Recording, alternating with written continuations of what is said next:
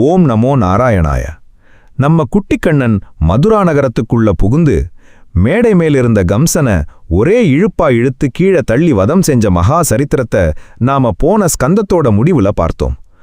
கம்சன் செத்ததுக்கப்புறம் மதுரா மக்களுக்கு பெரிய நிம்மதி கிடைச்சது. ஆனா அங்கே ஒரு புது ஆபத்து காத்துட்டு இருந்ததுங்க. கம்சனுக்கு 2 மனைவிகள், அஸ்தி, பிராப்தின்னு. அவங்க 2 பேரும் தங்களோட அப்பாவான மகத நாட்டு மன்னன் ஜராசந்தன் கிட்ட போய், அப்பா, எங்களோட கணவனை கிருஷ்ணனும் பலராமனும் கொன்னுட்டாங்க, எங்களை அனாதையாக்கிட்டாங்கன்னு சொல்லி கதறி அழுறாங்க. ஜராசந்தன் சாதாரண ஆள் இல்லைங்க, மகாபலசாலி, கொடூரமான அசுர குணம் கொண்டவன். தன் மகள்களோட கண்ணீரை பார்த்ததும் அவனோட ரத்தம் கொதிக்குது. என் மருமகனை கொன்ன அந்த யது வம்சத்தையே நான் இந்த பூமி பந்துல இல்லாம பண்றேன் பாருன்னு சொல்லி 23 அக்ரோனி சேனைகளை திரட்டிக்கிட்டு மதுரா நகர மேல படையெடுத்து வர்றான். ஒரு அக்ரோனி சேனைனாலே லட்சக்கணக்கான குதிரைகள், யானைகள், வீரர்கள் இருக்கும். அப்போ 23 அக்ரோனினா எவ்வளவு பெரிய ஆர்மி பாருங்க. மதுரா நகரமே பயத்துல நடுங்குது. ஆனா நம்ம கண்ணனும் பலராமனும் எந்த பதட்டமும் இல்லாம தங்களுக்கு வைகுண்டத்திலிருந்து வந்த தெய்வீக ரதங்கள்ல ஏறி போர்க்களத்துக்கு வர்றாங்க. ஜராசந்தனோட ஒட்டுமொத்த படையையும் தங்களோட அம்பு மழையால அடிச்சு நொறுக்குறாங்க. ஜராசந்தன பலராமன் கயிற்றால கட்டி கொல்ல போறாரு. ஆனா கண்ணன் தடுத்து நிறுத்துறாரு.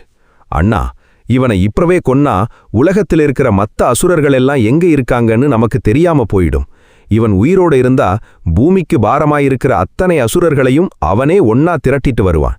நமக்கும் ஒரே இடத்துல வச்சு அவங்கள வதம் செய்ய ஈஸியா இருக்கும்னு சொல்லி ஜராசந்தனை உயிரோட விட்டுடுறாரு. கண்ணன் கணக்கு போட்ட மாதிரியே ஜராசந்தன் 1 முறை இல்ல, 2 முறை இல்ல, தோத்து போக போக அசுரர்களை திரட்டிக்கிட்டு மொத்தம் 17 முறை மதுரா மேல படையெடுத்து வர்றான். அத்தனை முறையும் கண்ணனும் பலராமனும் அவனோட படைகளை முழுசா அழிச்சு அவனுக்கு அவமானப்படுத்தி திருப்பி அனுப்புறாங்க. இப்போ 18வது முறை ஜராசந்தன் வர்றப்போ அவனோட சேர்ந்து காலயவனன் அப்படிங்கிற ஒரு மகா மிரட்டலான அசுரனும் 3 கோடி மிலேட்ச படைகளோட மதுராவை தாக்க வர்றான். இவனுக்கு தேவர்களால கூட மரணம் வரக்கூடாதுன்ற வரம் இருந்தது. கண்ணன் யோசிச்சாரு, இனிமேல் மதுரா மக்களுக்கு இங்க பாதுகாப்பு இல்ல, நாம இடத்த மாத்தணும்னு முடிவெடுக்கிறாரு. விஸ்வகர்மாவை கூப்பிட்டு மேற்கு சமுத்திரத்துக்கு, அதாவது கடலுக்கு நடுவுல யாருமே நுழைய முடியாதபடி 96 யோசனை அகலத்துல ஒரு மகா தங்கக்கோட்டைய கட்டுன்னு ஆர்டர் போடுறாரு. விஸ்வகர்மா ஒரே நள்ளிரவுல கடலுக்கு நடுவுல சொர்க்கமே பூமிக்கு வந்த மாதிரி துவாரகை அப்படிங்கிற மகா பிரம்மாண்டமான நகரத்தை கட்டுறாரு. கண்ணன் தன் யோக சக்தியால மதுராவில் தூங்கிட்டு இருந்த அத்தனை மக்களையும் அவங்க சொத்துக்களோட அப்படியே துவாரகைக்கு மாத்துறாரு. மக்கள் எல்லாரும் பாதுகாப்பான இடத்துக்கு போனதும் கண்ணன் ஆயுதம் எதுவுமே இல்லாம மதுரா கோட்டை வாசல்ல வந்து நிக்கிறாரு. காலையவனன் கண்ணனை பார்த்ததும் இவன்தான் கிருஷ்ணனான்னு பிடிக்கிறதுக்காக ஓடி வர்றான். கண்ணன் அவனுக்கு முன்னாடி லேசா ஓட ஆரம்பிக்கிறாரு. ஒரு மகா யோகியோட மனசுக்குள்ள கூட ஓடி பிடிபடாத அந்த பரமாத்மா இன்னைக்கு அசுரனுக்கு முன்னாடி ஓடுறாரு. அதனாலதான் அவருக்கு ரணச்சோட், போர்க்களத்தை விட்டு ஓடியவன் அப்படின்னு ஒரு விசித்திரமான பெயர் வந்தது. கண்ணன் ஓடி போய் ஒரு இருட்டான மலை குகைக்குள்ள நுழைறாரு. அங்கே முசுகுந்தன் அப்படிங்கிற ஒரு மகாராஜா தூங்கிட்டு இருக்காரு. அவர் தேவர்களுக்காக அசுரர்களோட சண்டை போட்டுட்டு களைப்புல, என்னை யாரு எழுப்புறாங்களோ அவங்க என் கண் பார்வைப்பட்டு அப்படியே சாம்பலாகணுன்ற வரத்தோட தூங்கிட்டு இருக்காரு. கண்ணன் தன் மேலாடைய அந்த முசுகுந்த ராஜா மேல போர்த்தி வச்சுட்டு பக்கத்துல ஒழிஞ்சுக்கிறாரு. உள்ள வந்த காலையவனன், டே கிருஷ்ணா, இங்க வந்து தூங்குற மாதிரியா நடிக்கிறேன்னு சொல்லி முசுகுந்தனை தன் காலால் ஓங்கி உதைக்கிறான். முசுகுந்தன் கண் விழிச்சு பார்க்கிறாரு. அவரோட கண்களிலிருந்து வெளிவந்த தவ நெருப்பு பட்டு அடுத்த வினாடி சாம்பல் குவியலா மாறி போறான். முசுகுந்தன் திரும்பி பார்க்கும்போது அங்கே சங்கு சக்கரத்தோட நாராயணனா நம்ம கண்ணன் நிக்கிறாரு. முசுகுந்தன் ஆனந்த கண்ணீரோட முசுகுந்த ஸ்துதி பாடி பகவான் கால்ல விழறாரு. பகவான் அவருக்கு ஆசி தர்றாரு. துவாரகை நகரம் இப்போ ரொம்ப பிரம்மாண்டமா ரெடி ஆயிடுச்சு. அடுத்து வரப்போகுது இந்த ஒட்டுமொத்த பிற்பகுதியோடவே ஒரு மகா ரொமான்டிக் அதிரடி காட்சி. விதர்ப நாட்டு இளவரசி ருக்மிணி தேவி கண்ணனுக்கு அனுப்பின அந்த ரகசிய காதல் கடிதம் என்ன? அத்தனை அரசர்கள் முன்னாடியும் கண்ணன் அவளை எப்படி தேரில் கடத்திட்டு போய் கல்யாணம் பண்ணாரு? அதை அடுத்த விறுவிறுப்பான 2வது பாகத்துல பார்ப்போம். துவாரகை நகரத்துல நம்ம கண்ணன் இப்போ தன் யதுகுல மக்களோட மகா வைபவமா ஆண்டுட்டு இருக்காருங்க. இப்போ நேரா விதர்ப நாட்டுக்கு வர்றோம். அங்கே பீஷ்மகர் அப்படிங்கிற மன்னனுக்கு ருக்மிணின்னு ஒரு அழகான மகள் இருந்தா. அவ சாக்ஷாத் அந்த மகாலட்சுமியோட அம்சம். ருக்மிணி சின்ன வயசுல இருந்தே தன் அரண்மனைக்கு வர்ற நாரதர் போன்ற முனிவர்கள் மூலமாக கண்ணனோட லீலைகளையும் அவரோட அழகையும் அவரோட தேஜஸையும் பத்தி கேட்டு கேட்டு மணந்தாள் அந்த துவாரகாதீசனை மட்டும்தான் மணப்பேன்னு தன் மனச முழுசா கண்ணன் கிட்ட கொடுத்துட்டா. ஆனா அவளோட மூத்த அண்ணனான ருக்மிக்கு கண்ணனை பார்த்தாலே பிடிக்காது. அவன் கம்சனோட ஃப்ரெண்டு. அவன் தன் தங்கை ருக்மிணிய கண்ணனோட விரோதியான சேதி நாட்டு இளவரசன் சிசுபாலனுக்கு கல்யாணம் பண்ணி வைக்கணும்னு முடிவெடுத்து கல்யாண தேதியையும் குறிச்சிடுறான். விதர்ப நாடே சிசுபாலனை வரவேற்க தயாராகுது. ருக்மிணிக்கு விஷயம் தெரிஞ்சதும் அவளோட உலகமே இருண்டு போச்சு. என் உடம்ப அந்த சிசுபாலன் தொடரதை விட நான் உயிரை விட்டுதுவேன்னு சொல்லி ஒரு வயதான நம்பிக்கையான பிராமணரை கூப்பிட்டு ரகசியமா கண்ணனுக்கு ஒரு கடிதம் எழுதி அனுப்புறா. அந்த கடிதத்துல ருக்மிணி எழுதின அந்த 7 ஸ்லோகங்கள் இருக்குதே, அதுதான் உலகத்தோட ஆகச்சிறந்த பக்தி பிரகடனம். அவ எழுதுறா, பிரபஞ்ச நாயகனே, உன்னோட பெருமைகளை கேட்டு என் ஆத்மா உன்கிட்ட வந்துருச்சு. ஒரு சிங்கத்துக்குரிய இரைய ஒரு நரி வந்து தொடலாமா? சிசுபாலன் என் கையை பிடிக்கிறதுக்கு முன்னாடி நீ ஓடி வந்து என்ன காப்பாத்து. கல்யாண அன்னைக்கு நான் எங்க குலதெய்வமான அம்பிகை கோயிலுக்கு பூஜை பண்ண வருவேன். அங்க வந்து அத்தனை அரசர்களோட கர்வத்தையும் அடக்கி என்ன உன்னோட தேர்ல கடத்திட்டு போயிடு. நீ வரலேனா நான் உயிரை விட்டுடுவேன். அந்த அந்தனர் கஷ்டப்பட்டு ஓடி போய் துவாரகையில இருக்கிற கண்ணன் கிட்ட இந்த கடிதத்தை கொடுக்கறாரு. கடிதத்தை படிச்ச அடுத்த வினாடி கண்ணன் தேரோட்டியான தாருகனை கூப்பிட்டு தேர மிதிலா நோக்கி விதர்பா நோக்கி விடுன்னு மின்னல் வேகத்துல புறப்படுறாரு. பலராமனும் தன் அசுர படைகளோட தம்பிக்கு துணையா கிளம்புறாரு. கல்யாண நாளும் வந்தது. சிசுபாலன், ஜராசந்தன், சால்வன்னு பெரிய பெரிய அசுர அரசர்கள் எல்லாரும் ஆயுதங்களோட வந்து அரண்மனையில உட்கார்ந்திருக்காங்க. ருக்மிணி தேவி பட்டு சேலை உடுத்தி கைகள்ல பூஜை தட்டோட காவலாளிகள் புடைசூழ மெதுவா அந்த அம்பிகை கோயிலுக்கு போறா. அவளோட மனசுக்குள்ள கண்ணன் வருவாரா மாட்டாரான்ற தவிப்பு ஓடிட்டு இருக்கு. கோயிலுக்கு வெளியே வந்து பாக்குறா, அங்க அத்தனை அரசர்களும் அவளோட அழக பார்த்துட்டு வாயை பிளந்துட்டு நிக்கிறாங்க. அந்த நேரத்துல ஒரு பெரிய மேக கூட்டத்தை கிழிச்சுக்கிட்டு வர்ற சூரியன் மாதிரி நம்ம கண்ணனோட கருட கொடி பறக்கிற அந்த மகாரதம் அங்க வந்து நிக்குது. யாரும் எதிர்பார்க்காத அந்த ஒரு வினாடி கண்ணன் தேர்ல இருந்து ஒரே பாய்ச்சலா குதிச்சு ருக்மிணி தேவியோட கைய பிடிச்சு தன் தேர்ல ஏத்திக்கிட்டு அங்க நின்ன அத்தனை அரசர்களோட முகத்திலையும் கரிய பூசுற மாதிரி தேர துவாரகையை நோக்கி ஓட்ட ஆரம்பிச்சிட்டாரு.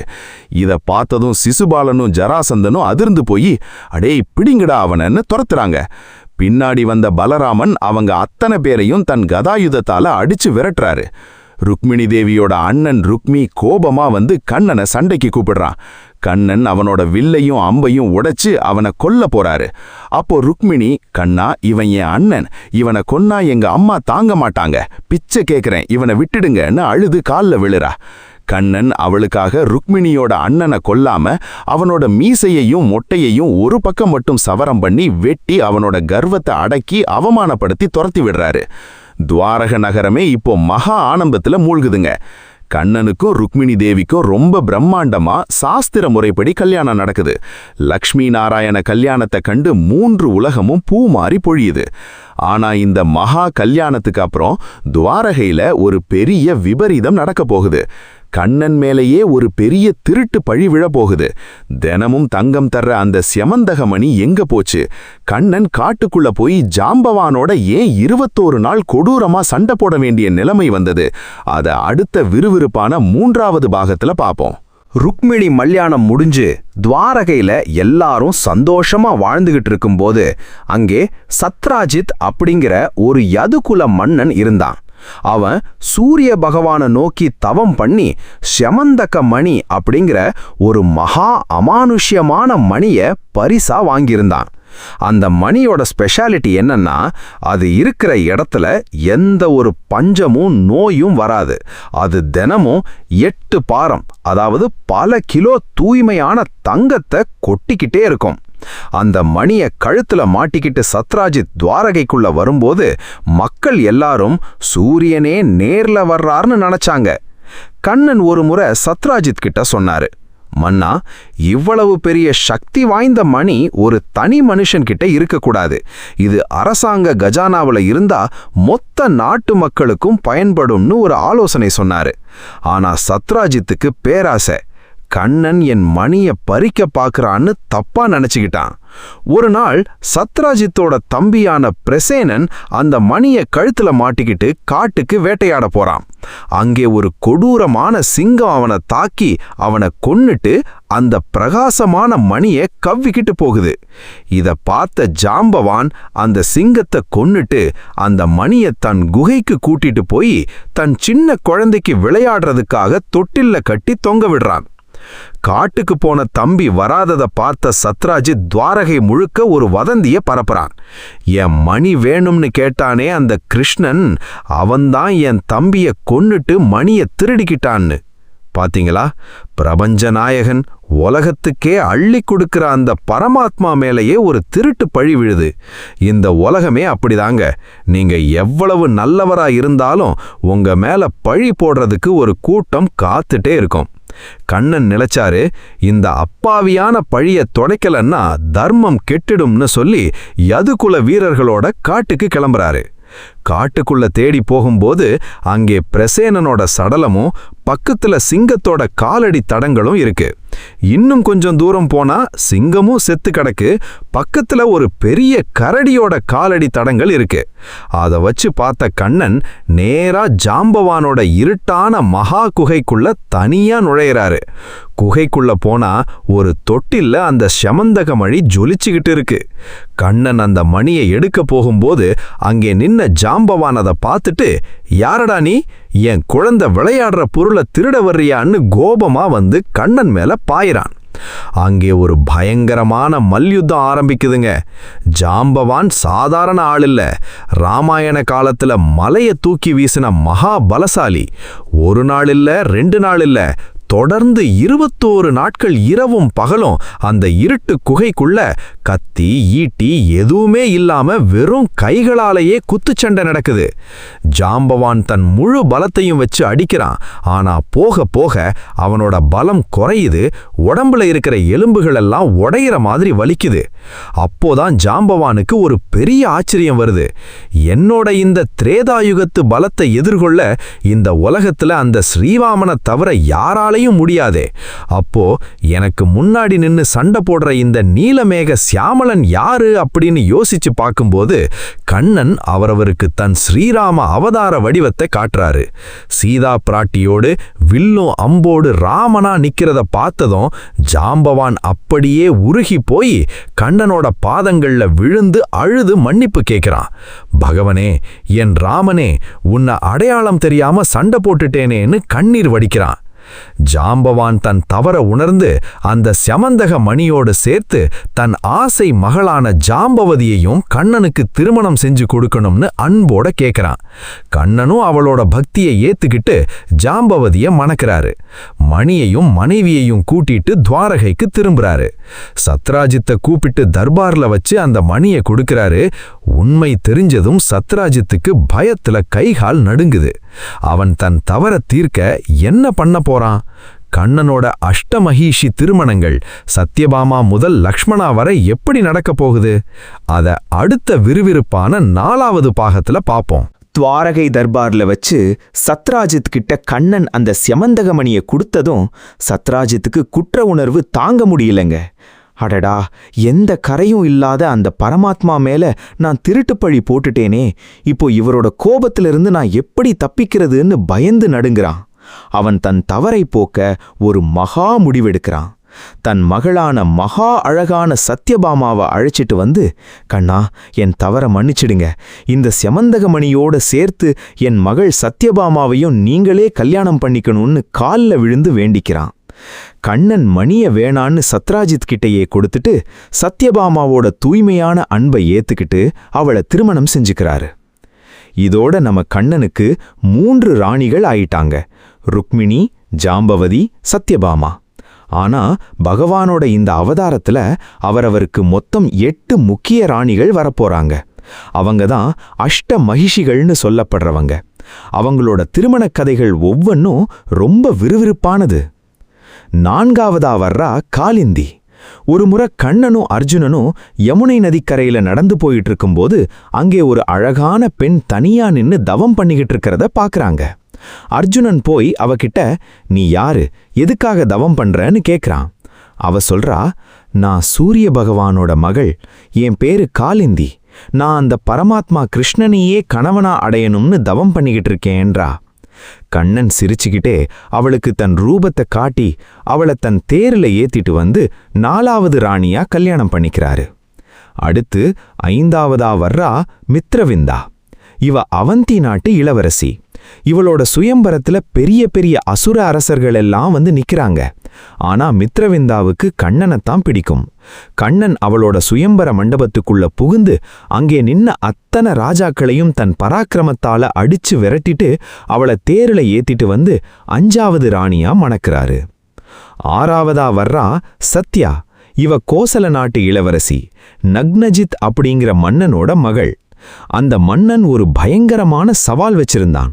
என் அரண்மனையில 7 கொடூரமான மதம் பிடிச்ச காளை மாடுகள் இருக்கு, அதை எவன் ஒருத்தன் அடக்குறானோ அவனுக்குத்தான் என் மகள்னு சொல்லியிருந்தான். எத்தனையோ ராஜாக்கள் அந்த காளைகளோட கொம்புகளால குத்தப்பட்டு ஓடிட்டாங்க. நம்ம கண்ணன் அங்கே வர்றாரு. ஒரே நேரத்துல 7 கிருஷ்ணர்களாக உருவெடுத்து ஒரு சின்ன குழந்தை நூலை வச்சு விளையாடுற மாதிரி அந்த 7 மகா கொடூர காளைகளையும் ஒரே நொடியில அடக்கி மூக்கணாங்கயிறு போட்டு சத்யாவை 6ஆவது ராணியா கல்யாணம் பண்ணிக்கிறாரு. அடுத்து 7ஆவதா பத்ரா அப்படிங்கிற பெண்ணையும் 8ஆவதா லக்ஷ்மணா அப்படிங்கிற மத்ர நாட்டு இளவரசியையும் அவங்களோட சுயம்பரத்துல தன் அசாத்தியமான வீரத்தை காட்டி கடத்திட்டு வந்து 8ஆவது ராணியா கல்யாணம் பண்ணிக்கிறாரு. இவங்க தான் கண்ணனோட அஷ்ட மகிஷிகள். இவங்க ஒவ்வொருத்தருக்கும் தலா 10 ஆண் குழந்தைகள் பிறக்கிறாங்க. இதுல ருக்மிணி தேவிக்கு முதலாவதா பிறந்த மகன்தான் பிரத்யும்னன். இவன் யாரு தெரியுமா? முற்பிறவியில சிவனோட கண்ணால எரிக்கப்பட்ட மகா மன்மதன் தான் இப்ப பிரத்யும்னனா பிறந்திருக்கான். இவன் பிறந்த 6ஆவது நாள் சம்பராசுரன் அப்படிங்கிற ஒரு அசுரன் இவனால நமக்கு அழிவு வரும்னு தெரிஞ்சுக்கிட்டு குழந்தைய திருடிட்டு போய் கடலுக்குள்ள தூக்கி போடுறான். அந்த குழந்தையே ஒரு பெரிய மீன் விழுங்கிடுது. அந்த மீனை மீனவர்கள் பிடிச்சு சம்பராசுரனோட அரண்மனை சமையலறைக்கே கொண்டு வர்றாங்க. அங்கே வேலை செஞ்சுக்கிட்டு இருந்த மாயாவதி அந்த மீனை வெட்டும்போது உள்ளிருந்து அழகான குழந்தை வெளியே வருது. நாரதர் மூலமா உண்மை தெரிஞ்ச மாயாவதி அவனை ரகசியமா வளர்க்கிறா. பிரத்யும்னன் வளர்ந்து மகா வீரனாகி தன் மாயா சக்திகளால அந்த சம்பராசுரனை வதம் செஞ்சுட்டு மாயாவதியோட துவாரகைக்கு திரும்புறான். இப்ப துவாரகைக்கு வெளியே ஒரு மாபெரும் அசுர கொடுமை நடந்துகிட்டு இருக்குங்க. பூமியோட மகனான நரகாசுரன் தேவர்களையும் முனிவர்களையும் வதைச்சு 16,100 இளவரசிகளை சிறை பிடிச்சு வச்சிருக்கான்.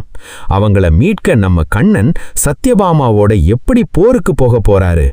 தீபாவளி பண்டிகையோட நிஜ கதை என்ன? அத அடுத்த அனல் பறக்கும் 5ஆவது பாகத்துல பார்ப்போம். பூமித்தாயோட மகனான நரகாசுரன் பாக்பிரஜோதிஷபுரம் சக்கரவர்த்தி வரம் வாங்கின திமிர்ல 3 உலகத்தையும் ஆட்டி படைச்சுக்கிட்டு இருக்கான். அவனோட அக்கிரமத்துக்கு அளவே இல்ல. தேவலோகத்து மேல படையெடுத்து போய் தேவர்களின் அம்மாவான அதித்தி தேவியோட காதணிகளை, அதாவது குண்டலங்களை பறிச்சுட்டு வந்துட்டான். வருணனோட கொடைய பிடுங்கிட்டான். இதோட மட்டுமில்லாம உலகத்துல இருக்கிற பெரிய பெரிய ராஜாக்களோட அரண்மனைகள்ல புகுந்து மொத்தம் 16,100 இளவரசிகளை கடத்திட்டு வந்து தன் சிறைச்சாலைக்குள்ள அடைச்சு வச்சிருக்கான். தேவேந்திரன் ஓடி வந்து துவாரகையில இருக்கிற கண்ணன் கிட்ட முறையிடுறான். கோவிந்தா, இந்த நரகாசுரனோட கொடுமையிலிருந்து எங்களை காப்பாத்துன்னு அழுகிறான். கண்ணன் பார்க்கிறாரு. இவனோட முடிவுக்கான நேரம் வந்துடுச்சின்னு சொல்லி தன் வாகனமான கருடன் மேல ஏறப் போறாரு. அப்போ அவரோட ராணியான சத்யபாமா வர்றா. அவ பூமியோட அம்சம் இல்லையா? அவ சொல்றா, நாதா, இந்த நரகாசூரன் தேவர்களோட அம்மாவை அவமதிச்சிருக்கா. அதனால இந்த யுத்தத்துக்கு நானும் உங்க கூட வருவேன். எனக்கு வில்ல கையாளுற வித்த தெரியும்னு அடம்பிடிக்கிறா. கண்ணன் சிரிச்சுக்கிட்டே அவளையும் தன் ரதத்துல, அதாவது கருடன் மேல ஏத்திக்கிட்டு நரகாசூரனோட கோட்டையை நோக்கி பறக்கிறாரு. நரகாசூரனோட கோட்டை சாதாரண கோட்டை இல்லைங்க. அதை சுத்தி அக்னி மதில், தண்ணீர் மதில், வாயு மதில்னு 4 பக்கமும் மாயா அரண்கள் இருந்தது. அதையெல்லாம் விட அவங்கிட்ட முரண் அப்படிங்கிற 5 தலைகளை கொண்ட ஒரு பயங்கரமான அசுர தளபதி இருந்தான். அவன் கோட்டை வாசல்ல நிக்கிறான். கண்ணன் தன் பாஞ்சஜன்யம் சங்கிலிருந்து ஒரு பயங்கரமான நாதத்தை எழுப்புறாரு. அந்த சத்தத்தை கேட்டு முரண் கோபலா வந்து பாயிறான். கண்ணன் தன் சுதர்சன சக்கரத்தை ஏவி அந்த முரனோட 5 தலைகளையும் ஒரே நொடியில வெட்டி சாய்க்கிறாரு. அதனாலதான் கண்ணனுக்கு முராரி அப்படின்ற ஒரு புனிதமான பெயர் வந்தது. தளபதி செத்ததும் நரகாசுரன் தன் மாபெரும் யானை படைகளோட நேரா போர்க்களத்துக்கு வர்றான். கண்ணனுக்கும் நரகாசுரனுக்கும் நடுவுல ஒரு பயங்கரமான அஸ்திர போர் நடக்குது. போர்க்களத்துல கண்ணன் மயங்கி விழுற மாதிரி ஒரு லீலையை செய்றாரு. தன் கணவர் விழுந்ததை பார்த்ததும் சத்யபாமாவுக்கு கோபம் நெருப்பா வெடிக்குது. அவ தன் கையில் இருந்த வில்லை எடுத்து நரகாசுரன் மேல அம்பு மழைய பொழியிறா. நரகாசுரன் நிலை கொலைஞ்சு நிக்கிறான். அப்போ கண்ணன் விழிச்சுக்கிட்டு தன் சக்கரத்தால நரகாசுரனோட தலைய வெட்டி வதம் செய்கிறாரு. இந்த நரகாசுர வதம் நடந்த அந்த புண்ணிய நாளத்தான் நாம இன்னைக்கும் நரகாசுரனோட அறியாமை அழிஞ்சு தர்மம் ஜெயிச்சதை கொண்டாட தீபாவளி பண்டிகையா கொண்டாடுறான். நரகாசுரன் சாகும்போது தன் தவற உணர்ந்து பகவான் கால்ல விழுறான். அவனோட மகனான பகதத்தனுக்கு கண்ணன் முடிசூட்டுறான். அதித்தி தேவியோட குண்டலங்களை மீட்கிறாரு. அதுக்கப்புறம் கண்ணன் நரகாசுரனோட சிறைச்சாலைக்குள்ள நுழைறாரு. அங்கே அழுதுகிட்டு இருந்த அந்த 16,100 இளவரசிகளும் கண்ணனை பார்த்த அடுத்த வினாடி தங்களோட துயரத்தை மறந்துடுறாங்க. அவங்க சொல்றாங்க, பகவானே, அசுரனோட சிறையில இருந்த எங்களை இந்த சமூகம் ஏத்துக்காது. எங்களுக்கு வாழ வழியே இல்ல. நீங்களே எங்களை கைப்பிடிச்சு மறுவாழ்வு தரணும்னு அழுகிறாங்க. அந்த பெண்களோட கௌரவத்தை காப்பாத்த, அவங்களுக்கு சமூகத்துல ஒரு உயர்ந்த அந்தஸ்தை கொடுக்க நம்ம கண்ணன் ஒரு மகா புரட்சிகரமான முடிவெடுக்கிறாரு. உங்க எல்லாரையும் என் மனைவிகளா நான் ஏத்துக்கிறேன். அத்தனை பேரையும் மகா மரியாதையோட துவாரகைக்கு கூட்டிட்டு வர்றாரு. துவாரகையில 16,100 தனித்தனி அரண்மனைகளை உருவாக்கி அவங்க அத்தனை பேருக்கும் மறுவாழ்வு தர்றாரு. இதற்கு பிறகு கண்ணன் சத்யபாமாவோட தேவலோகத்துக்கு போய் அதித்தி தேவியோட குண்டலங்களை கொடுத்துட்டு வரும்போது அங்க இருக்கிற பாரிஜாத மரத்தை சத்யபாமாவுக்காக பூமிக்கு கொண்டு வர ஆசைப்படுறாரு. இந்திரன் கர்வத்தோட சண்டைக்கு வர்றான். அவனை ஜெயிச்சு பாரிஜாத மரத்தை துவாரகையில சத்யபாமாவோட தோட்டத்துல நட்டு வைக்கிறாரு. அடுத்து வரப்போகுது ஒரு மாபெரும் பிரபஞ்ச யுத்தம். பலி சக்கரவர்த்தியோட மகனான 1000 கைகளை கொண்ட பானாசுரன் செய்யப்போற அக்கிரமம் என்ன? அவனுக்காக சிவபெருமான் போர்க்களத்துல வந்து நிக்க சிவனும் விஷ்ணுவும் நேருக்கு நேர் மோதிக்க போற அந்த ஹரிஹர யுத்தம் எப்படி நடக்கப் போகுது? அத அடுத்த 6வது பாகத்துல பார்ப்போம். துவாரகையில 16,008 ராணிகளோடு நம்ம கண்ணன் ஒரு சிறந்த இல்லறத்தானா வாழ்ந்துட்டு இருக்காருங்க. இப்போ சந்திர வம்சத்தோட அடுத்த தலைமுறைக்கு வர்றோம். கண்ணனோட மகனான பிரத்யும்னனுக்கு பிறந்த மகன்தான் அனிருத்தன். இவன் மகாவீரன், பேரழகன். இப்போ நேரா சோனிதபுரம் அப்படிங்கிற நகரத்துக்கு வர்றோம். அங்கே பலி சக்கரவர்த்தியோட மகனான பாணாசூரன் ஆண்டுட்டு இருக்கான். அவனுக்கு தவம் பண்ணி வாங்கின 1000 கைகள் இருந்தது. அவன் சிவபெருமானோட தீவிர பக்தன். சிவனார் அவனோட பக்திக்கு மெச்சி உன் கோட்டைக்கு நானே காவலாயிருப்பேன்னு வரம் கொடுத்திருந்தார். பாணாசூரனுக்கு தன் 1000 கைகளோட பலத்தை வச்சு சண்டை போட இந்த உலகத்துல யாருமே இல்லைன்ற ஒரு பெரிய திமிர் கர்வம் இருந்தது. அவனோட மகள் உஷா ஒரு நாள் தூங்கும்போது கனவுல ஒரு பேரழகனை பார்க்கறா. அவன் கூட காதல் வயப்படுறா. அவளோட தோழியான சித்திரலேகாவுக்கு ஆகாயத்துல பறக்கிற மாயா சக்தி இருந்தது. அவ தன் ஓவியக் கலையால உலகத்துல இருக்கிற அத்தனை இளவரசர்களையும் வரைஞ்சு காட்டுறா. அனிருத்தனோட படத்தை பார்த்ததும் உஷா இவன்தான் என் கனவு நாயகன்னு காட்டுறா. சித்திரலேகா ஒரே ராத்திரியில துவாரகைக்குள்ள பறந்து போய் தூங்கிக்கிட்டு இருந்த அனிருத்தனை அப்படியே கட்டிலோட தூக்கிக்கிட்டு வந்து உஷாவோட அந்த புறத்துல வச்சிடுறா. இருவரும் காதலிச்சிட்டு இருக்கும்போது பாணாசூரனுக்கு விஷயம் தெரிஞ்சிடுச்சு.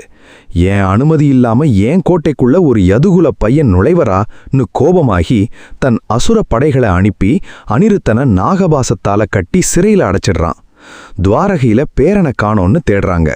நாரதர் வந்து விஷயத்த சொல்றாரு. அவ்வளவுதான். கண்ணனும் பலராமனும் தங்களோட மகா யதுகுல படைகளோட சோனிதபுர கோட்டையை நோக்கி பாயிறாங்க. கோட்டை வாசல்ல ஒரு பயங்கரமான யுத்தம் நடக்குதுங்க. பாணாசூரன் தன் 1000 கைகளால ஆயுதங்களை வீசுறான். ஆனா அங்க ஒரு விசித்திரமான திருப்பம் ஏற்படுது. பாணாசூரனுக்கு கொடுத்த வாக்க காப்பாத்த அவரோட பக்தனுக்காக சாக்ஷாத் அந்த சிவபெருமான் ருத்ரன் தன் பூதகணங்களோடு கார்த்திகேயனோடு போர்க்களத்துல வந்து நிக்கிறாரு. ஒரு பக்கம் விஷ்ணு கண்ணன், இன்னொரு பக்கம் சிவன் ருத்ரன். சைவம் வைணவம்னு இன்னைக்கு மனிதர்கள் சண்டை போடுறாங்களே, அவங்களுக்கான விடைதான் இந்த ஹரிஹர யுத்தம். சிவனும் விஷ்ணுவும் நேருக்கு நேர் மோதிக்கிறாங்க. சிவன் ஏவுற சிவாஸ்திரங்களை கண்ணன் தன் ஜிரம்பனாஸ்திரத்தால தூக்காஸ்திரத்தால முறியடிக்கிறாரு. சிவனோட பூதகணங்கள் எல்லாம் தூங்கி விழுதுங்க. பிரம்மதேவரே ஆகாயத்திலிருந்து பயந்து போய் பார்க்கறாரு. கண்ணனுக்கும் சிவனுக்கும் நடுவுல நடக்கிற அந்த போர் பிரபஞ்சத்தையே நடுங்க வைக்குது. கடைசியில கண்ணன் தன் சுதர்சன சக்கரத்தை எடுத்து பாணாசூரனோட அந்த திமிர் பிடிச்ச 1000 கைகளையும் மரத்தோட கிளைகளை வெட்டுற மாதிரி சரசரன்னு வெட்டி சாய்க்கிறாரு. அவனுக்கு இப்போ 4 கைகள் தான் மிச்சம் இருக்கு. பாணாசுரன் பலமிழந்து விழும்போது சிவபெருமான் வந்து கண்ணன் முன்னாடி கைகூப்பி நிற்கிறாரு. பகவானே, இவன் என் பக்தன், இவனோட கர்வத்தை அடக்குனது போதும், இவனுக்கு உயிர் பிச்சை கொடுங்கன்னு கேட்கிறாரு. கண்ணன் சிரிச்சுக்கிட்டே சொல்றாரு, சிவா, நீயும் நானும் வேற வேற இல்ல. உன்னோட வார்த்தைய நான் எப்பவும் மீற மாட்டேன். இவன் பலி சக்கரவர்த்தியோட பேரன், பிரகலாதனோட வம்சம். இவனை நான் கொல்ல மாட்டேன்.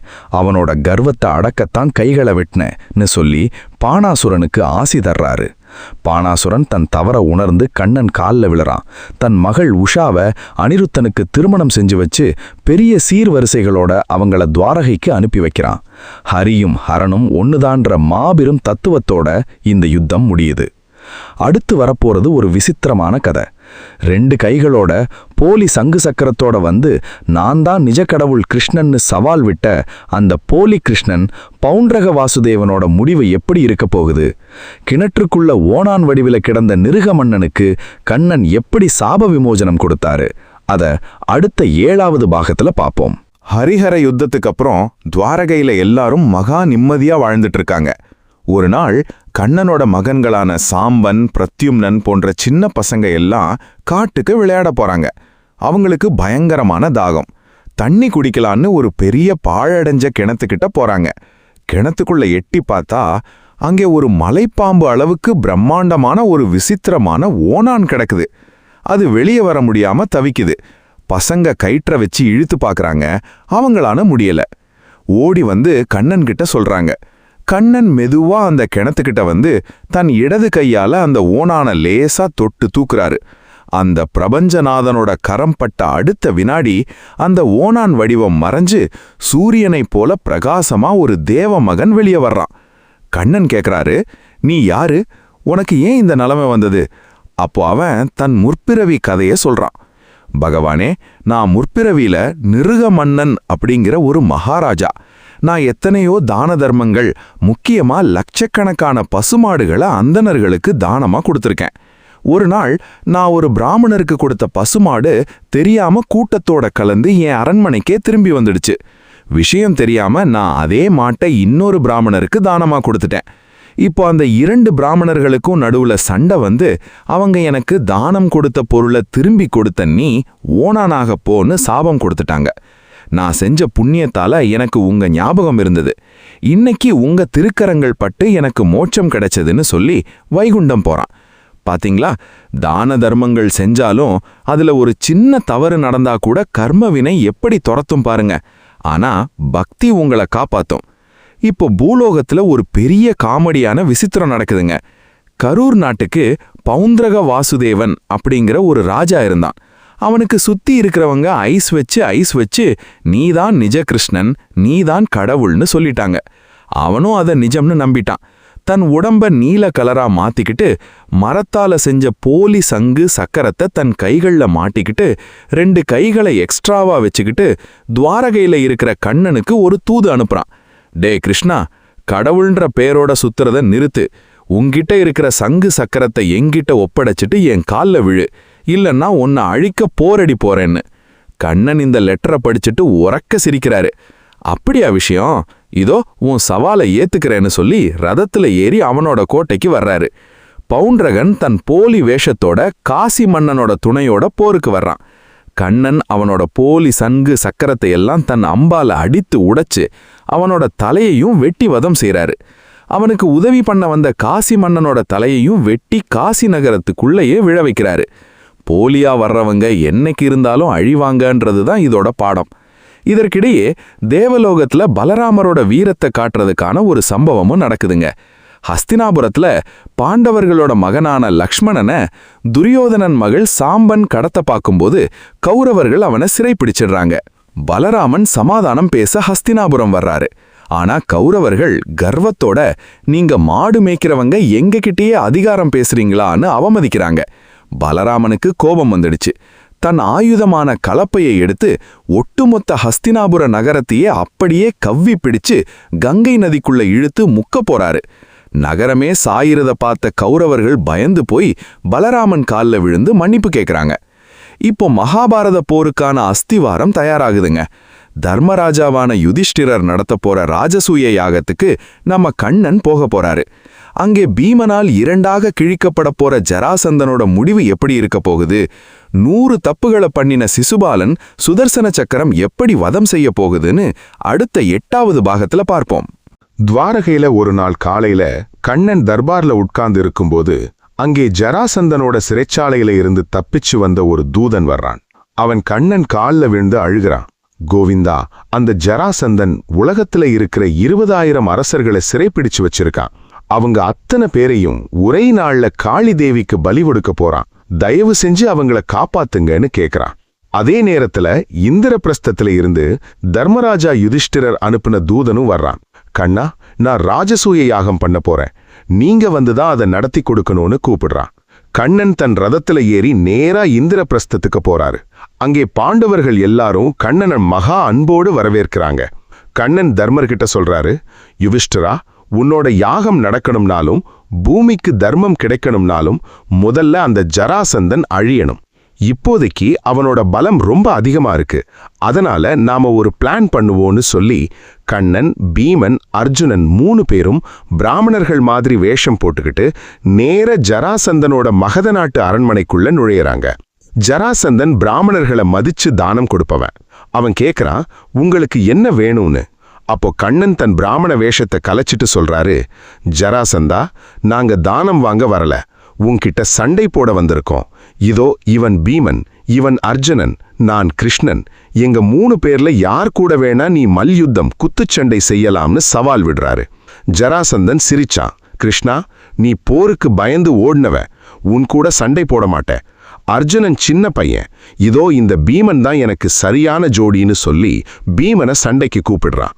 பீமனுக்கும் ஜராசந்தனுக்கும் நடுவுல ஒரு பயங்கரமான மல்யுத்தம் ஆரம்பமாகுதுங்க.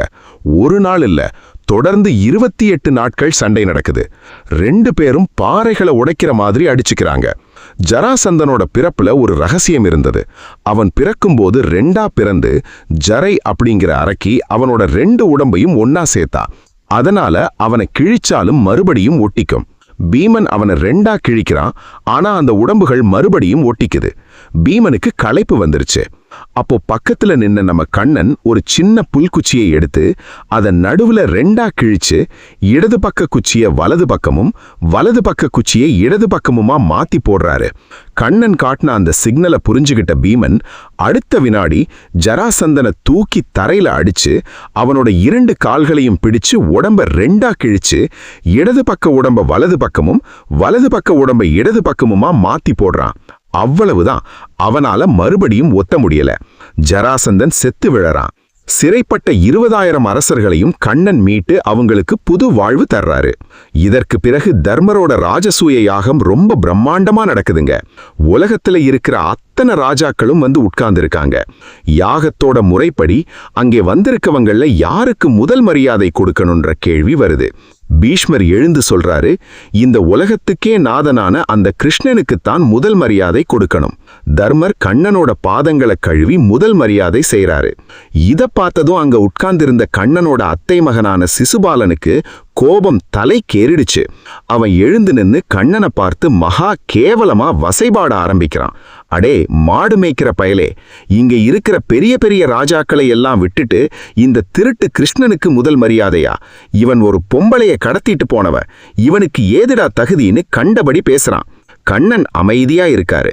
ஏன்னா சிசுபாலன் பிறக்கும்போது அவனோட அம்மா கிட்ட கண்ணன் ஒரு வாக்கு கொடுத்திருந்தாரு, இவன் பண்ற 100 தப்புகளை நான் பொறுத்துக்குவேன்னு. சிசுபாலன் பேச பேச யாகசாலை முழுக்க கவுண்ட் ஓடுது. 99, 100 தப்புகள் முடிஞ்சது. சிசுபாலன் 101வது தப்ப வாயை திறந்து சொன்ன அடுத்த வினாடி கண்ணன் தன் சுதர்சன சக்கரத்தை ஏவுறாரு. அந்த மகா சக்கரம் மின்னல் வேகத்துல போய் சிசுபாலனோட தலையை வெட்டி வதம் செய்யுது. அவனோட ஆத்மா ஒரு ஒளிப்பிழம்பா வந்து கண்ணன் கூட கலக்குது. ஏன்னா அவன் ஜெய விஜயனோட பிறப்பு இல்லையா? யாகம் மங்களகரமா முடியுது. அங்கே வந்த துரியோதனன் மயசபையோட கண்ணாடி தரையில தண்ணீன்னு நினைச்சு காலை வச்சு விழுந்து அவமானப்படுறான். திரௌபதி சிரிக்கிறா. மகாபாரத போருக்கான அஸ்திவாரம் இப்போ ஸ்ட்ராங் ஆயிடுச்சு. அடுத்து வரப்போறது பாகவதத்தோடவே மிக உருக்கத்தை வரவழைக்கும், ஒரு கண்ணீரை வரவழைக்கும் ஒரு உன்னதமான நட்டு பகுதி. வறுமையின் உச்சத்தில் இருந்த கண்ணனோட சிறுவயது நண்பன் குசேலர் சுதாமா ஒரு பிடி அவளோட கண்ணனை பார்க்க வரப்போற அந்த உன்னதமான சரித்திரத்தை அடுத்த 9வது பாகத்துல பார்ப்போம். சிசுபாலன் செத்ததுக்கு அப்புறம் அவனோட ஃப்ரெண்டான சால்வன் அப்படிங்கிற அசுர மன்னனுக்கு கண்ணன் மேல பயங்கரமான கோபம் வருதுங்க. அவன் சிவபெருமான நோக்கி தவம் பண்ணி சௌபா அப்படிங்கிற ஒரு மகா அமானுஷ்யமான ஆகாயத்துல பறக்கக்கூடிய இரும்பு விமானத்தை வரமா வாங்குறான். அந்த விமானத்தோட ஸ்பெஷாலிட்டி என்னன்னா, அது பார்க்கறவங்களுக்கு சில நேரத்துல தெரியும், சில நேரத்துல மறையும். அதிலிருந்து நெருப்பும் விஷமும் கொட்டும். சால்வன் அந்த பறக்கும் கோட்டையோட வந்து நம்ம துவாரகை நகரத்தையே சுத்தி வச்சு பயங்கரமா தாக்குறான். துவாரகையில இருக்கிற பிரத்யும்னன் சந்தைக்கு போறான். அப்புறம் கண்ணன் வந்து தன் சாரங்கம் வில்லை எடுத்து சால்வனோட அந்த மாயா விமானத்தை அடித்து நொறுக்கிறாரு. சால்வன் கண்ணனுக்கு முன்னாடி ஒரு மாயையை உருவாக்குறான். அவனோட அப்பாவான வசுதேவரை கடத்திட்டு வந்து அவரோட தலையை வெட்டுற மாதிரி ஒரு மேஜிக் பண்றான். கண்ணன் ஒரு நிமிஷம் மனுஷனா வருத்தப்பட்டு அப்புறம் இது அசுரனோட மாயைன்னு தெரிஞ்சுக்கிட்டு தன் சுதர்சன சக்கரத்தை ஏவி அந்த சால்வனை ஒரே நுடியில வதம் செய்யறாரு. இப்ப வருது பாருங்க, ஸ்ரீமத் பாகவதத்தோடவே மிக உருக்கமான உன்னதமான ஒரு அன்பு பகுதி. சாந்தீபனி குருகுலத்துல நம்ம கண்ணனோட ஒன்னா உட்கார்ந்து படிச்ச சிறுவயது நண்பன் தான் சுதாமா. அவரைத்தான் நாம குசேலர்னு சொல்றோம். குசேலர் மகா ஞானி, ஆனா வறுமையின் உச்சத்தில் இருந்தாரு. அவரோட வீடே பீந்து போய் கிடக்கும். அவரோட குழந்தைகளுக்கோ மனைவிக்கோ ஒருவேளை சாப்பாடு கூட ஒழுங்கா கிடைக்காது. கிழிஞ்ச துணியத்தான் உடுத்தியிருப்பாரு. அதனாலதான் அவருக்கு குசேலர், அழுக்கு ஆடை உடுத்தியவர் அப்படின்னு பேர் வந்தது. ஒரு நாள் அவரோட மனைவி அழுதுகிட்டே கேட்கிறா, நாதா, உங்க ஃப்ரெண்டு கிருஷ்ணன் துவாரகையோட சக்கரவர்த்தியா இருக்காரே, அவர்கிட்ட போய் நம்ம நிலைமைய சொன்னா அவர் நமக்கு ஏதாச்சும் உதவி பண்ண மாட்டாரா? உங்க குழந்தைகளோட பசியையாவது போய் பாருங்கன்னு கெஞ்சிரா. குசேலர் யோசிச்சாரு. என் நண்பன்கிட்ட போய் நான் காசு பணம்னு கையேந்தி நிக்க மாட்டேன். ஆனா பல வருஷமா என் கண்ணனை பார்க்கல, அவனை பார்க்கறதுக்கான ஒரு சான்ஸ் கிடைச்சிருக்குன்னு சொல்லி கிளம்புறாரு. நண்பனை பார்க்க போகும்போது வெற்றி கையோட போகக்கூடாதுன்னு சொல்லி அவரோட மனைவி பக்கத்து வீட்டுல பிச்சை கேட்டு வாங்கின ஒரு பிடி அவலை ஒரு கிழிஞ்ச துணியில முடிச்சு போட்டு கொடுக்கறா. வறுமையோடு ஒல்லியான உடம்போடு வெறும் காலோட குசேலர் துவாரகை அரண்மனை வாசல்ல வந்து நிக்கிறாரு. அங்கிருந்த தங்க கோட்டைகளை பார்த்ததும் அவருக்கு உள்ள போகவே பயம். ஆனா தர்பார்ல உட்கார்ந்திருந்த நம்ம கண்ணன் வாசல்ல தன் நண்பன் குசேலர் நிக்கிறத பார்த்த அடுத்த வினாடி சிம்மாசனத்திலிருந்து இறங்கி தன் கிரீடம் கீழே விழுறது கூட கவனிக்காம ஓடி வந்து தன் ஏழை நண்பன் குசேலரை அப்படியே கெட்டியா கட்டிப்பிடிக்கிறாருங்க. சுதாமா, எத்தனை வருஷம் ஆச்சுடா உன்னை பார்த்துன்னு சொல்லி கண்ணனோட கண்களிலிருந்து ஆனந்த கண்ணீர் அருவி மாதிரி கொட்டுது. அந்த பிரபஞ்சநாதன் தன் ஏழை நண்பனை கூட்டிக்கிட்டு போய் தன் பட்டு சிம்மாசனத்துல உட்கார வைக்கிறாரு. ருக்மிணி தேவி தங்க குடத்துல தண்ணி எடுத்துட்டு வர கண்ணன் தன் கைகளால குசேலரோட அழுக்கு படிஞ்ச கால்களை கழுவி அந்த புனித நீரை தன் தலை மேல தெளிச்சுக்கிறாரு.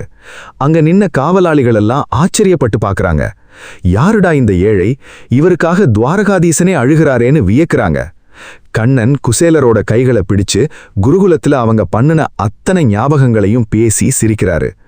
அப்போ கண்ணன் குசேலரோட மடியில ஏதோ ஒளிச்சு வச்சிருக்கிறத கவனிச்சிடுறாரு.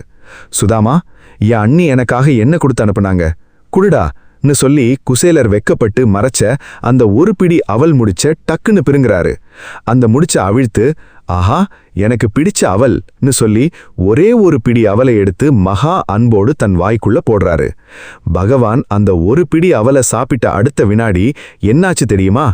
குசேலரோட அந்த ஏழை குடில் இருக்குதே, அது துவாரகையை விட பிரம்மாண்டமான ஒரு தங்க அரண்மனையா மாறி அவரோட மனைவி குழந்தைகள் எல்லாரும் பட்டு ஆடை உடுத்தி குபேர சம்பத்தோட மாறுறாங்க. கண்ணன் 2வது பிடி அவலை எடுக்க போறாரு.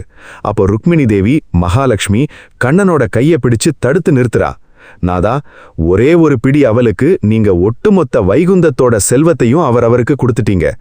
2வது பிடியையும் சாப்பிட்டா நானே அவருக்கு அடிமையாகிட வேண்டியதுதான். போதும், விட்டுடுங்கன்னு சிரிச்சுக்கிட்டே சொல்றா. குசேலர் கண்ணன் கிட்ட ஒரு வார்த்தை கூட காசு வேணும்னு கேட்கல. அடுத்த நாள் கிளம்புறாரு. வீட்டுக்கு வந்து பார்க்கும்போது அங்க தன் கிழிஞ்ச குடில் காணோம். ஒரு மகா அரண்மனை நிக்குது.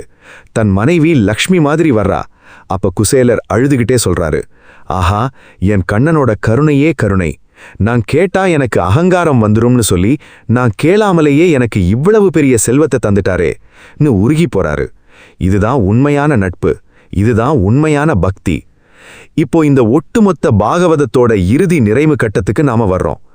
நாரதர் துவாரகைக்கு வந்து கண்ணனோட அந்த விஸ்வரூப குடும்ப வாழ்க்கையை பார்த்து எப்படி வியந்தாரு. சூரிய கிரகணத்தின் போது பிருந்தாவன கோபிர்களும் துவாரகை மக்களும் சந்திச்சுக்கிட்ட அந்த நெகிழ்ச்சியான கிளைமேக்ஸ் எப்படி இருக்க போகுது, அதை அடுத்த இறுதி 8வது பாகத்துல பார்ப்போம். குசேலருக்கு கேளாமலேயே குபேர சம்பத்தை தந்த அந்த பரமாத்மாவோட லீலைகளை பார்த்த நமக்கு இப்போ இந்த 9ஆம் 10ஆம் ஸ்கந்தங்களோட ஒட்டுமொட்ட உச்சக்கட்ட பகுதிக்கு வர்றோம். ஒரு முறை குருக்ஷேத்திரம் அப்படிங்கிற இடத்துல ஒரு மாபெரும் சூரிய கிரகண புண்ணிய காலம் வருதுங்க. அந்த நேரத்துல புண்ணிய தீர்த்தங்கள்ல குளிக்கிறதுக்காக துவாரகையிலிருந்து கண்ணன், பலராமன், அவங்களோட அஷ்டமகிஷிகள், யதுகுல மக்கள் எல்லாரும் வர்றாங்க. அதே மாதிரி அங்கே ஹஸ்தினாபுரத்துல இருந்து பாண்டவர்கள், பீஷ்மர், குந்தி தேவியும் வர்றாங்க. ஆனா அங்கே ஒரு மாபெரும் நெகிழ்ச்சியான சந்திப்பு நடக்குதுங்க. கண்ணனை பிரிஞ்சு எத்தனையோ வருஷங்களா அழுதுட்டே இருந்தாங்களே பிருந்தாவன மக்கள், அந்த நந்தகோபர், யசோதையம்மா, அப்புறம் நம்ம அன்பு நிலைகளான கோபியர்கள் எல்லாரும் கண்ணனை பார்க்க அங்கே வர்றாங்க. எத்தனையோ வருஷங்களுக்கு அப்புறம் தான் கண்ணனை பார்த்ததும் யசோதையம்மா ஓடி வந்து அவனை கட்டிப்பிடிச்சு ஆனந்த கண்ணீர் வடிக்கிறாங்க. கோபியர்கள் கண்ணனோட கண்களை பார்த்து வார்த்தைகளே இல்லாம தங்களோட ஆத்மாவால அவரோட கணக்குறாங்க. ருக்மிணி, சத்யபாமா போன்ற ராணிகள் எல்லாம் கோபியர்களோட அந்த தூய்மையான பக்தியை பார்த்து வியந்து பாராட்டுறாங்க. கண்ணன் அவங்களுக்கு தத்துவ ஞானத்தை சொல்லி நான் உங்களை விட்டு எங்கேயும் போகலன்னு அவங்களோட மனசை தேற்றாரு. இதற்கிடையில தேவலோக முனிவரான நாரதருக்கு ஒரு ஆச்சரியமான சந்தேகம் வந்தது. ஏன், கண்ணனுக்கு 16,108 மனைவிகள் இருக்காங்களே, இவங்க எல்லாரோடும் இவன் எப்படி ஒரே நேரத்துல குடும்பம் நடத்துறான்னு பார்க்க துவாரகைக்கு வர்றாரு. நாரதர் 1வது அரண்மனைக்குள்ள நுழையறாரு. அங்க கண்ணன் ருக்மணியோடு பேசிட்டு இருக்காரு. சரி, ஓகேன்னு 2வது அரண்மனைக்குள்ள போறாரு. அங்க கண்ணன் சத்யபாமாவோடு சொக்கட்டான்னு விளையாட்டு ஆடிட்டு இருக்காரு. 3வது அரண்மனைக்குள்ள போனா அங்கே கண்ணன் தான் குழந்தைங்களுக்கு பாடம் சொல்லி கொடுத்துட்டு இருக்காரு. 4வது இடத்துல தவம் பண்ணிட்டு இருக்காரு. 5வது இடத்துல குதிரை மேல ஏறி வேட்டைக்கு புறப்பட்டுட்டு இருக்காரு. 16,008 வீடுகள்லையும் ஒரே நேரத்துல 16,008 வெவ்வேறு வடிவங்கள்ல கண்ணன் ஒரு சிறந்த கிரகஸ்தனா குடும்பஸ்தனா வாழ்ந்துட்டு இருக்கிற அந்த விஸ்வரூப குடும்ப லீலையே பார்த்து நாரத மகரிஷியே தலை சுத்தி போய், பகவானே, உன்னோட மாயைக்கு நிகரே இல்லைன்னு கால்ல விழுந்து வணங்குறாரு. கண்ணனோட லீலைகள் அப்படிப்பட்டது. ஒரு முறை ஒரு ஏழை பிராமணரோட 9 குழந்தைகள் பிறந்த உடனே செத்து போகுது. 10வது குழந்தையும் சாகும்போது அர்ஜுனன், நான் என் அம்புகளால கூடை கட்டி இந்த குழந்தைய காப்பாத்துவேன், இல்லனா தீயில விழுந்து சாவேன்னு சபதம் போடுறான். ஆனா அர்ஜுனனாலையும் காப்பாத்த முடியல. அர்ஜுனன் தீயில விழப்போகும்போது கண்ணன் அவனை தடுத்து நிறுத்தி தன் தெய்வீக ரதத்துல ஏத்திக்கிட்டு பிரபஞ்சத்தோட எல்லையை கடந்து மகா இருளை கடந்து நேரா காரண வைகுண்டத்துக்கு கூட்டிட்டு போறாரு. அங்கே ஆதிசேஷன் மேல் பள்ளி கொண்டிருக்க சாக்ஷாத் மகாவிஷ்ணுவா அவங்க பார்க்கறாங்க. பகவான் விஷ்ணு சிரிச்சுக்கிட்டே, கிருஷ்ணா, அர்ஜுனா, உங்களை இந்த ரூபத்துல ஒன்னா பார்க்கணும்னு தான் அந்த பிராமண குழந்தைகளை நான் இங்கே வரவழைச்சேன்னு சொல்லி அந்த 10 குழந்தைகளையும் உயிரோட திருப்பி கொடுக்கறாரு. அர்ஜுனனோட அகங்காரம் அடங்குது. இதோட ஸ்ரீமத் பாகவதத்தின் இதய பகுதியான மகா சிகரமான 10ஆம் ஸ்கந்தம் மங்களகரமா நிறைவடையுதுங்க. இந்த உத்தரார்த்தம் நமக்கு சொல்லித்தர்ற இறுதி சாரம் என்னன்னா, வாழ்க்கைங்கிறது ஒரு மாபெரும் களம்.